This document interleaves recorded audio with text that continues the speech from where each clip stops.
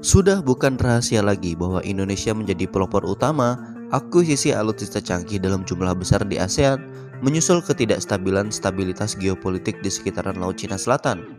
Indonesia memandang bahwa apabila negara ASEAN tidak kuat, maka tentu saja agresivitas Cina di Laut Cina Selatan bisa semakin menjadi-jadi, bahkan tidak menutup kemungkinan ASEAN tidak akan mampu melawan klaim Cina apabila ASEAN tidak memiliki kekuatan yang baik. Itu mengapa mulai dari matra udara, matra laut, dan matra darat semua ditingkatkan kemampuannya lewat akuisisi alutsista yang terbaik. Langkah peningkatan paling konkret dilakukan Indonesia adalah membeli pesawat tempur Rafale yang dilanjutkan dengan pembelian 24 unit F-15IX. Dalam prosesnya, Indonesia banyak sekali melihat tawaran pesawat mulai dari F-16 sampai dengan Gripen.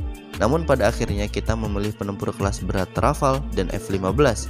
Hal ini tak lain dan tak bukan adalah hasil dari kalkulasi potensi ancaman ke depan dengan mempertimbangkan pesawat apa saja yang bisa terlibat dalam konflik ini.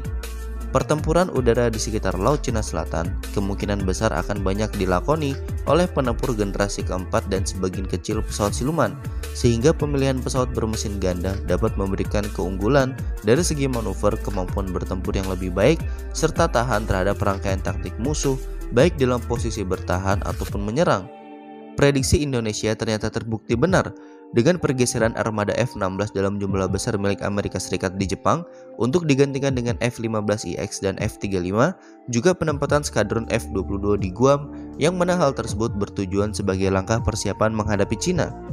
Bagi Indonesia, menyatukan ASEAN menjadi sebuah kesatuan yang memiliki ikatan perjanjian security kolektif yang solid semacam NATO merupakan hal mustahil meskipun sudah diupayakan, sehingga yang paling efektif yang bisa dilakukan oleh Indonesia adalah dengan memancing negara ASEAN lainnya untuk ikut juga meningkatkan kekuatan militernya, seperti Filipina yang memperkuat kekuatan angkatan lautnya dan sekarang sedang fokus mendapatkan pesawat tempur generasi 4,5. Lalu ada Malaysia yang berusaha menghidupkan proyek Maharajalela untuk kekuatan maritimnya dan sedang dalam proses mendatangkan FA-50 dari Korea Selatan dan juga tambahan armada F-18 Hornet bekas Angkatan Udara Kuwait.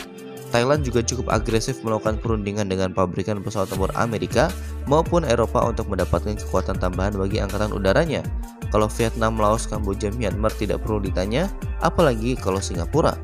Tentu saja dengan peningkatan kekuatan pertahanan yang serempak dilakukan oleh negara ASEAN ini, hal ini bukan lagi gertakan melainkan warning yang serius kepada Cina apabila tetap nekat meneruskan agresivitasnya dan masih mempertahankan klaim atas 80% wilayah perairan Laut Cina Selatan, maka mereka akan mendapatkan perlawanan yang sengit karena negara ASEAN yang terlibat tidak akan mudah menyerah begitu saja.